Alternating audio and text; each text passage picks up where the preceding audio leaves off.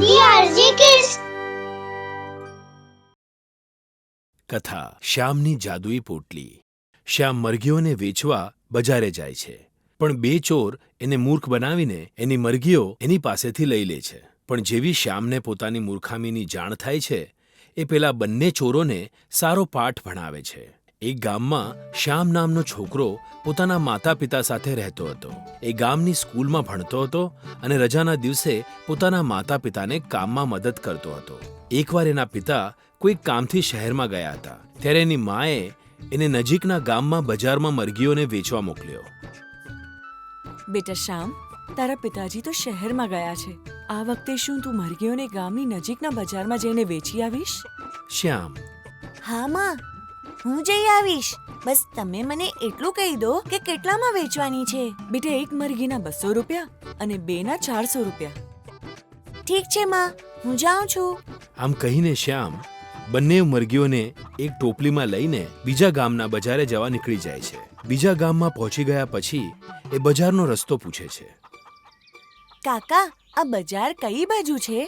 માણસ: બેટા, અહીંથી સીધો જતો રે, નજીક જ છે. આભાર કાકા. શ્યામ આગળ વધે છે. એની પાછળ બે ચોર હોય છે અને એ સમજી જાય છે કે આ છોકરો આ ગામનો નથી. લાગે છે આ ચોર બીજા ગામનો છે અને એ બજારમાં મરઘીઓને વેચવા જઈ રહ્યો છે.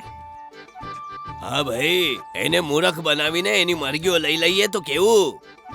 હા, આ વાત બરાબર છે. ચાલ મારી સાથે આવો અને હું જે કહું એમાં હા હા કરતો જજે. ઠીક છે ભાઈ. આમ કહીને એ શ્યામની પાસે આવે છે અને એને કહે છે: અરે બેટા સાંભળ, આ કાગડા ક્યાં લઈ જઈ રહ્યો છે? આ કાગડા નથી, મરઘીઓ છે. તમને આટલું પણ નથી ખબર? આ મરઘીઓ છે? આ કાગડા છે, કાગડા. હા બેટા, આ કાગડા જ છે. તને કોણે કહ્યું કે આ મરઘીઓ છે? આ કાગડા નથી, મરઘીઓ છે. મને ખબર છે. શું તું અમને બજારમાં વેચવા જઈ રહ્યો છે? ત્યાં તને આના કોઈ 2 રૂપિયા પણ નહીં આપે. જો તું ચાહે તો આને 10 રૂપિયામાં ખરીદી શકું છું. બિચારો શ્યામ તો સમજી જ નહોતો શકતો કે માએ તો મરઘીઓ આપી હતી, આ લોકો એમને કાગડા કેમ કહી રહ્યા છે. તમે લોકો તો કહો છો આ કાગડા છે, તો તમે અમને કેમ ખરીદવા માંગો છો? એટલા માટે કે હું રોજ કાગડાઓને ખાવાનું ખવડાવું છું. જો તું મને આપી દે તો આને હું રોજ ખાવાનું ખવડાવીશ. શ્યામને લાગે છે કે કદાચ એ માણસ સાચું કહી રહ્યો છે, કારણ કે એની મા પણ તો કાગડાઓને ખાવાનું આપે છે. આ જ વિચારીને એ તૈયાર થાય છે. ઠીક છે, હું આમને તમને આપી દઉં છું, પણ તમારે મને 20 રૂપિયા આપવા પડશે. ઠીક છે, આ લે. ચંપક પૈસા આપે છે અને બંને મરઘીઓ લઈ લે છે. ઠીક છે બેટા, હવે અમે નીકળીએ. પછી એ બંને ત્યાંથી નીકળી જાય છે અને અંદરો અંદર વાતો કરે છે. જોયું? 20 રૂપિયામાં 2 મરઘી લઈ લીધી. કેવો મૂર્ખ બનાવ્યો છોકરાને. શ્યામ જુએ છે કે એ બંને બજાર તરફ જ જઈ રહ્યા છે, એટલે એ પેલા બંનેનો પીછો કરે છે. જઈને જોઉં છું કે આ લોકો એમનું શું કરે છે. થોડે દૂર ચાલ્યા પછી ચંપક અને વીરુ એક મરઘીઓની દુકાન પર જાય છે અને દુકાનદારને કહે છે: ભાઈ, આ મરઘીનો શું ભાવ આપીશ? બંનેના 400 રૂપિયા. અરે ભાઈ, 500 આપતો હોય તો બોલ. ઠીક છે, 500 આપી દઉં છું. દુકાનદાર 500 રૂપિયામાં બંને મરઘીઓને લઈ લે છે. શ્યામ છુપાઈને આ બધું જોઈ રહ્યો હોય છે. આ બંનેવે મને મૂર્ખ બનાવ્યો. મને 20 રૂપિયા આપીને મારી મરઘીઓના 500 રૂપિયા લીધા. હવે હું માને શું કહીશ? પણ હવે હું પણ આ લોકોને છોડીશ નહીં. કંઈક વિચારીને શ્યામ ચાની દુકાને જાય છે અને ચાયવાળાને 20 રૂપિયા આપીને કંઈક કહે છે. સમજી ગયા ને કાકા? હા બેટા, હું તારી મદદ કરીશ. જેમ તે કહ્યું છે એમ જ કરીશ. પછી શ્યામ સમોસાવાળાની પાસે જાય છે અને એને પણ 20 રૂપિયા આપે છે અને એને પણ કંઈક કહે છે. ઠીક છે બેટા. પછી શ્યામ ચંપક અને વીરુની પાસે જાય છે, જે એ જ બજારમાં ફરી રહ્યા હોય છે. અરે, તમે બંને અહીંયા? અને કાગડા ક્યાં છે? કાગડાને તો અમે ઘરે મૂકીને આવ્યા છીએ, પણ હવે તું અહીંયા શું કરી રહ્યો છે? તારા કાગડા તો અમે ખરીદી લીધા ને, તો હવે બજારમાં શું વેચવા આવ્યો છે બે? હું તો કંઈ ખાવા પીવા માટે અહીંયા આવ્યો છું. ગામ જતા પહેલા અહીંયાના બજારમાં કંઈક ખાવાની ઈચ્છા હતી એટલે આવી ગયો. ચાલો સમોસા ખાઈએ. ના ના, તું જ ખા. અમારી પાસે હવે પૈસા નથી. અરે તમે કેવી વાત કરી રહ્યા છો? હું ખવડાવીશ તમને લોકોને સમોસા. તમારે પૈસા નથી આપવાના. અચ્છા, એમ વાત છે. તો ચાલ. શ્યામ એ બંનેને લઈને એ જ સમોસાવાળાની પાસે જાય છે અને ત્રણેય સમોસા ખાય છે. ખાધા પછી શ્યામ પોતાની પોટલીમાં હાથ નાખીને કહે છે, જાદુઈ પોટલી, જલ્દીથી સોનું આપ. આમ કહીને એ પોટલીમાંથી માટી કાઢીને સમોસાવાળાના હાથમાં મૂકી દે છે. પછી સમોસાવાળો મુઠ્ઠી ખોલે છે તો માટીની જગ્યાએ એમાં 20 રૂપિયા હોય છે. આ શું? તે તો માટી આપી હતી ને. આ 20 રૂપિયા ક્યાંથી આવી ગયા? આ એક ચમત્કારી પોટલી છે. આ એક તપસ્વી બાબાએ મારી માને આપી હતી. આમાંથી સોનાની માટી નીકળે છે. આ કેવી રીતે શક્ય છે? હું નથી માનતો આ વાતને.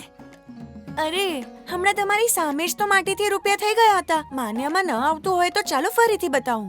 આમ કહીને શ્યામ હવે ચાવાળાની પાસે જાય છે અને ત્રણેય ચા પીવે છે. ચા પીધા પછી શ્યામ પાછો એ પોટલીમાં હાથ નાખે છે અને કહે છે, જાદુઈ પોટલી, સોનું કાઢ. અને પછી માટી કાઢીને ચાવાળાના હાથમાં મૂકે છે. ચાવાળો મુઠ્ઠી ખોલે છે તો એમાં 20 રૂપિયા હોય છે. અરે હા, આ તો સાચે જ જાદુઈ પોટલી છે. શું તું અમને આ પોટલી આપી દઈશ? હા, ના ના, હું આ પોટલી જરાય નહીં આપું. આને લીધે જ તો અમારા ઘરમાં ક્યારેય કોઈ વાતની અછત નથી પડતી.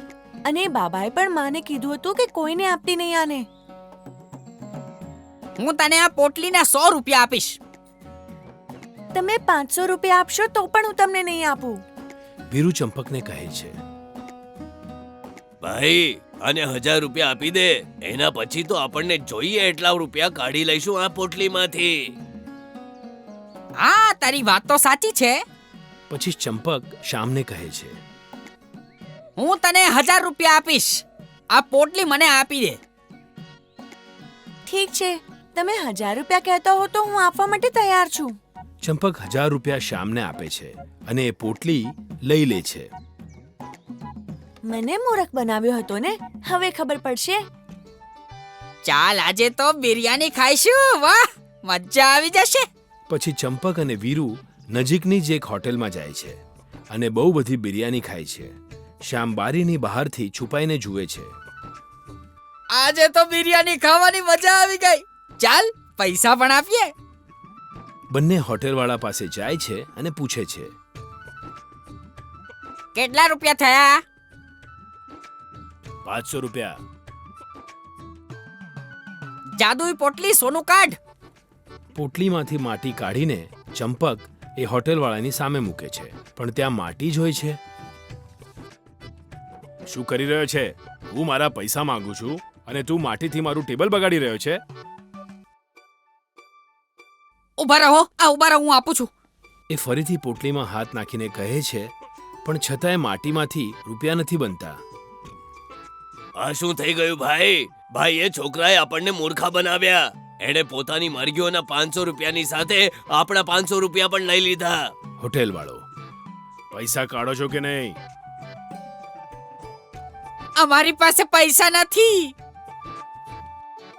ભીમા, ઓ ભીમા, આ લોકોની બરાબર ધુલાઈ કર. હવેથી મફતમાં ખાવાનું ભૂલી જશે આ લોકો. ના ના, અમને નહીં મારો. ભૂલ થઈ ગઈ, અમને જવા દો.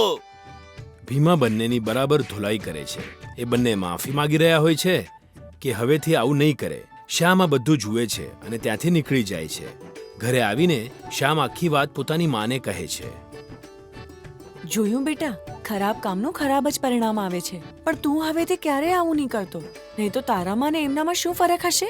આ વખતે તો તે એમને પાઠ ભણાવવા માટે આવું કર્યું છે, પણ આ પણ છેવટે દગો જ થયો ને બેટા. હા માં, હવેથી હું પણ ક્યારેય મૂરખ નહીં બનું અને કોઈને બનાવવું પણ નહીં. આ જ રીતે શ્યામે એ બંને ચોરોને પાઠ ભણાવ્યો.